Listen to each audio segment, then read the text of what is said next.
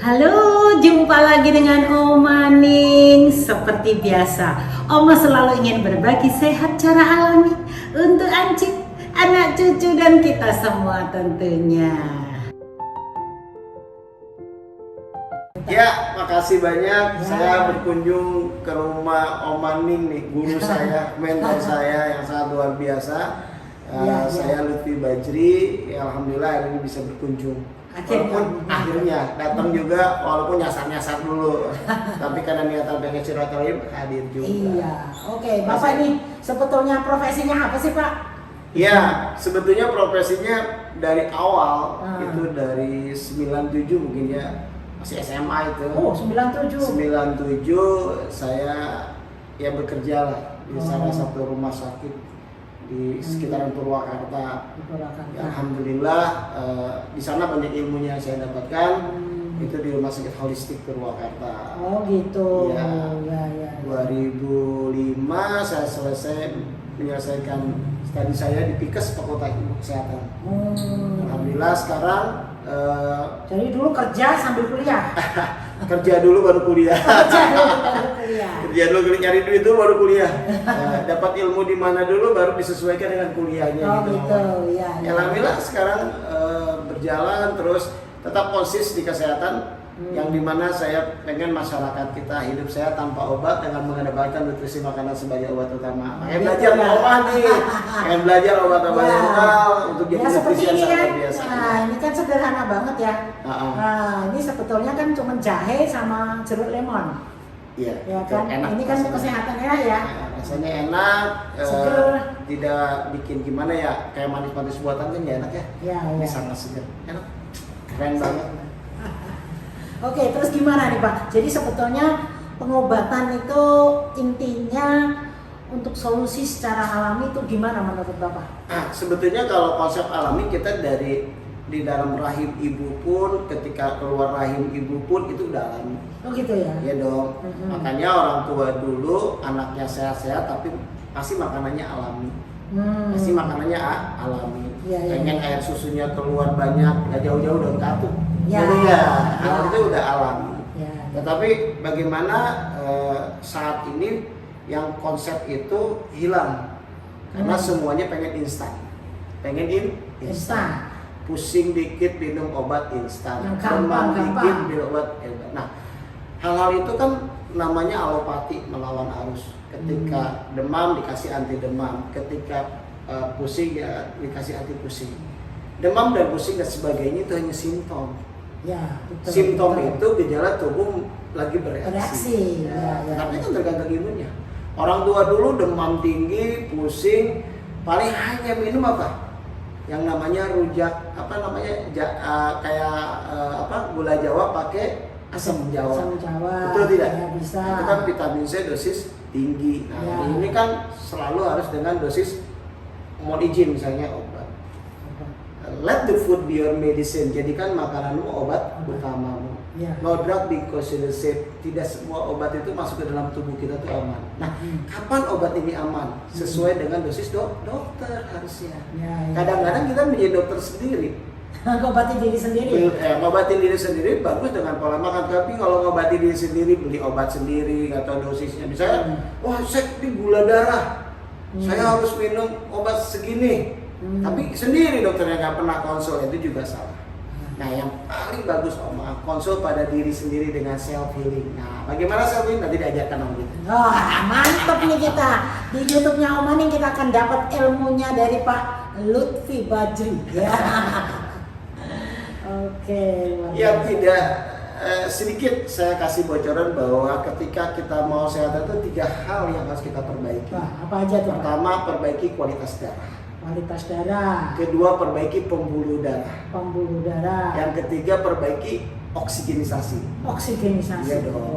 Kalau darahnya bagus sebagai transportasinya, pembuluh darahnya sebagai salurannya, oksigen sebagai pembakarannya, kita akan sehat. Nah, kebanyakan hari ini hanya berfokus pada obat dan makanan. Pada nutrisi dan makanan, tapi 3 hal ini nggak pernah kepikiran ya.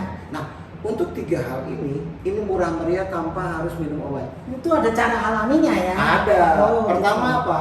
Gimana tuh? Makanan kita butuh makan ya kita. Ya. Butuh makan. Butuh. Olahraga butuh nggak? Butuh. Berolahragalah sebagaimana kita butuhnya makan. Oh, ada Darah juga. kita akan bagus ketika olahraganya bagus. Satu contoh. Darah ketika didinginkan dia akan membeku. Ketika dihangatkan dia akan berdilatasi, melebar. Dia akan lancar. Pantas kalau kita udah biasa olahraga terus berhenti itu badan nggak enak ya? Benar, badan tidak enak. Berolahragalah sebagaimana butuhnya kita makan, bergeraklah supaya badan kita lentur. Semakin lentur badan kita, semakin elastis pembuluh darah kita. Makanya harus stretching. Nah, Iya nih, tadi pagi aku sempat 1 jam. Kalau biasanya kan cuma sebentar, nggak terlalu berasa. Begitu saya coba ininya olahraganya 1 jam, kok jadi seger, enak ya? Yes, karena oksigennya baik. Nah, makanya orang kenapa ngantuk-ngantuk, orang kenapa mudah pikun, orang kenapa kena stroke, orang kenapa kena gagal jantung dan sebagainya. Kenapa? Karena kualitas darahnya nggak bagus. Terapi yang kita lakukan hari ini hanya 3 untuk hal itu.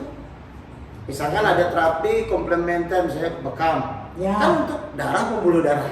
Ya. Akupunktur, darah pembuluh darah. Darah pembuluh Massage, darah. refleksi, darah pembuluh darah, betul nggak? Iya, iya, iya. Semuanya hanya untuk darah Semuanya dan yang pembuluh darah dan pembuluh darah ya. Nah, orang yang nggak pernah olahraga, badannya keras, nggak lentur, pasti ada spot massage, ada yang ada macam-macam, merelaksasikan tubuh, melenturkan tubuh, kan ada ya. Kalau misalnya gini Pak, ada misalnya orang males nih olahraga, tapi senangnya pijit, itu apakah bisa menggantikan apa enggak tuh Pak? Tidak. Nah, Tidak bisa. pijat ini secara superficial dia hanya melenturkan badan, tapi tidak meningkatkan oksigen. Ya, tapi untuk melenturin, oke. Melenturkan. Tapi pijat itu kan macam-macam nih jenis pijat itu ada stroking, ada hiking, ada infrared dan sebagainya. Nah, ada tahapan-tahapan pijat. Jadi di mana kita yang butuh? Kalau dia untuk relaksasi, biasanya di palm point dia relax, kayak di spa itu pasti relax. Nggak disakitin. Kalau deep point pasti dia sakit. Iya, iya. Nah, itu poin-poinnya. Tapi yang paling baik sih sebetulnya melenturkan badan dengan stretching. Stretching ya, misalnya, gitu ya Pak ya? Kalau kayak gini kan stretching aktif. Iya. Tapi orang stroke kan nggak bisa stretching. Nggak bisa terus. Makanya berolahragalah sebelum diolahragakan. Nah, gitu. Kalau orang stroke kan olahragakan. Iya, tadi kita gitu. Diangkat-angkat, Ya, di fisioterapi. Iya. Gitu berolahragalah sebelum Diolahragakan. Gitu. Mantap nih. Jadi ada 2, jadi ada mudah-mudahan kita semua olahraganya aktif, bukan pasif. Kalau olahraga pasif ya itu kayak sport massage kan olahraga pasif karena pakai bantuan orang lain. Gitu. Aktif dong dia lagi. Makanya ikut nakasimu. Jadi kita mesti belajar senam nakasimu Iya, ya Pak ya. itu belajar olahraga aktif. Belajar olahraga aktif. Oke. Wah, menarik sekali ya. Jadi kita benar-benar wujudkan sehat ini secara holistik ya Pak ya. Ya, secara holistik. Makanya WHO mengatakan sehat itu jasmani, rohani dan sosial. Jasmani, jasad kita yang diberikan Tuhan harus dijaga. Ya. Hei, porsi lo makan sekian, jangan berlebih. Ini mah porsinya harusnya 40-50% karbohidrat. Kita tiap hari karbohidratnya berlebih. Karbohidratnya zat pembangun. Iya. Oma punya 2 lantai, dikasih 3 lantai, konstruksinya 2 lantai, ambruk kan di rumah. Udah tahu tinggi badannya 150, berat badannya 80. Wow. Makanya akan terjadi penyakit degeneratif, penurunan fungsi organ. Harusnya jantung itu bekerja untuk 60 kilo, dia bekerja 80 kilo. Harusnya usia dikasih Tuhan ini usia 60 tahun, 40 tahun mulai reot, mulai diabetes. Iya, pantas. Itu yang harus Oma lakukan edukasinya ke masyarakat. Jadi badan itu harus proporsional. Kadang-kadang saya juga nggak habis ngerti gitu. Menurut saya kegiatan kayak Oma gini ya kesana kemari, motornya ya biasa aja. Tapi ada yang ngikutin Oma ini, asisten ini kok udah capek banget lu ngikutin Oma nih, capek sih. Orang begini cuma capek sih Bang. Nah itu berarti jawaban dari tadi ya bahwa kita harus lakukan 3 hal tadi. Benar. Oma ini pasti motivasinya banyak. 1, Oma tuh figur. Translator. Ya, jadi nggak mungkin Oma ini sebagai figur kesehatan sakit-sakitan nggak Nah mungkin. itu. Itu jadi motivasi Oma. Ya, ya. Yang kedua pasti menjadi contoh. Contoh betul. Yang ketiga saya lihat kan Oma badannya proporsional walaupun seusia ini. Tapi ini merasa saya itu naik berat badan cuman sekilo apa 2 kilo aja, udah nggak enak. Ya. Saya langsung, wah Pak, berat badanku naik nih, naik berapa 2 kilo. Udah langsung aku cari cara bagaimana sih untuk stabil lagi. Jadi makanya olahraganya saya tambahin, makanan terus yang harusnya malam makan nasi nggak usah, makan buah aja gitu saya Tahu caranya. nggak bagaimana caranya untuk badan ini stabil?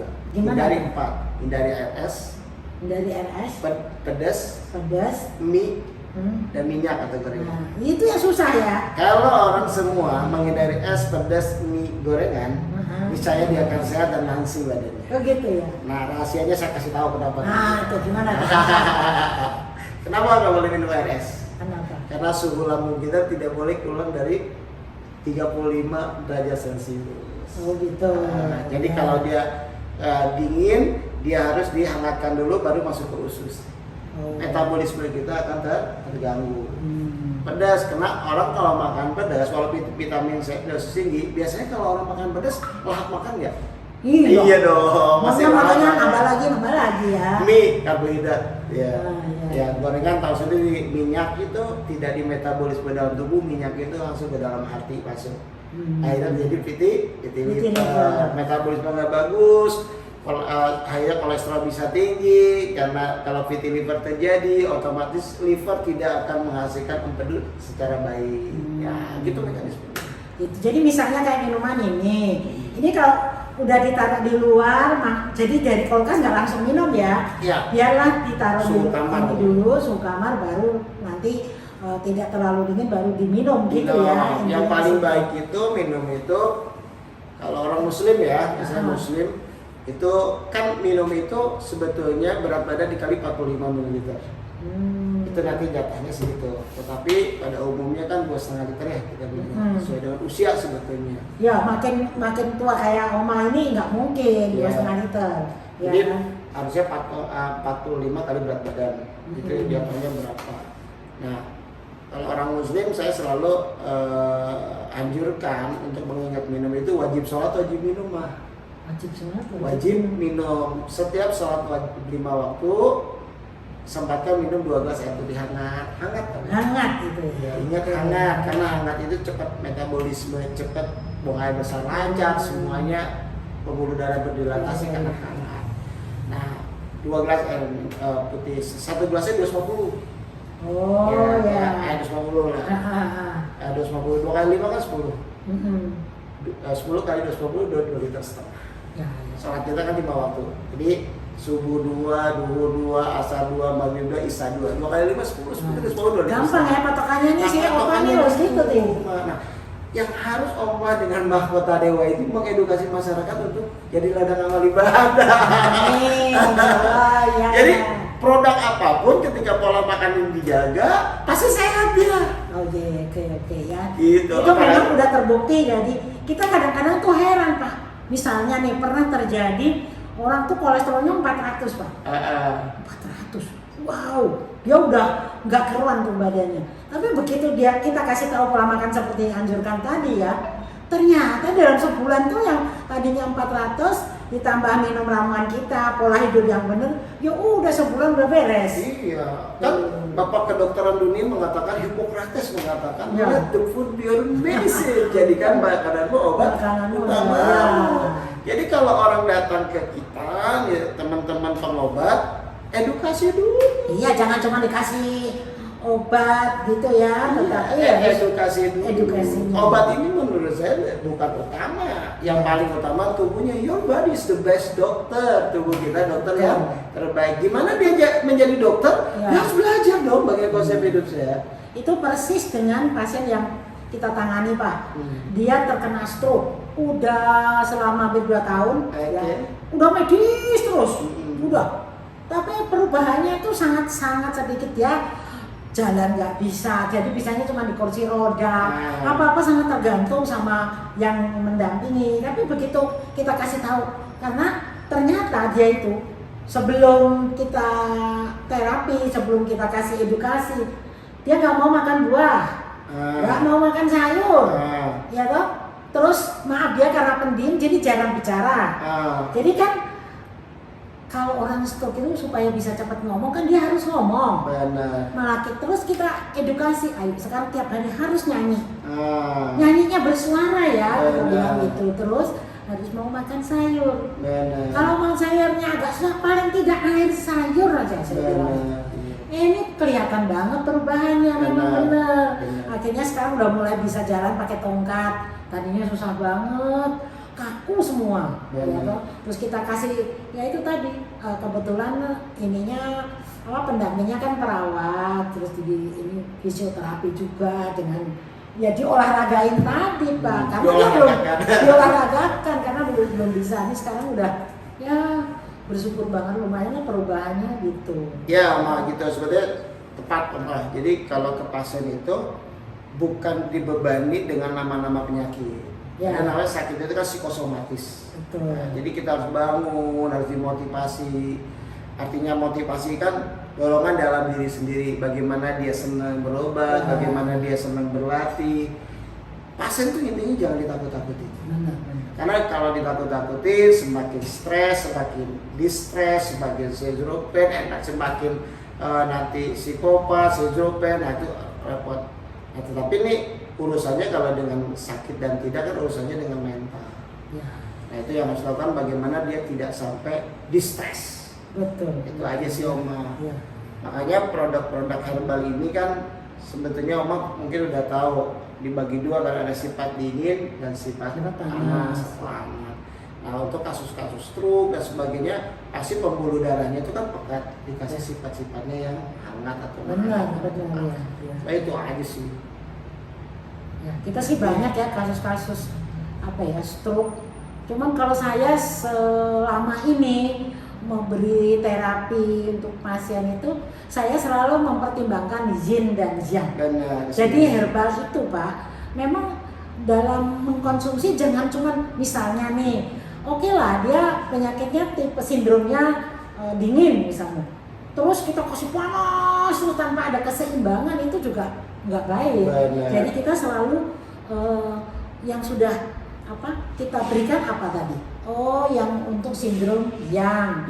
Tetapi mesti ada diseimbangkan lagi supaya nanti menjadi netral. Betul, itulah pola kita dari holistiknya seperti itu ya. Betul. Jadi juga termasuk makanan. Jadi kita mesti ngasih tahu nih makanannya yang harus kamu konsumsi ini. Memang menjadi pengobat kan tidak sekedar kursus sebentar langsung jadi hebat, nggak bisa. Itu kan perlu perlu pengalaman, perlu belajar. Kayak Oma ini kan terus belajar. Nih sekarang belajar sama Pak Lutfi. Saya udah belajar ke sini. Jadi kita saling belajar ya. Ya, jadi intinya jadi pengobat itu seni mengobati. Seni, betul.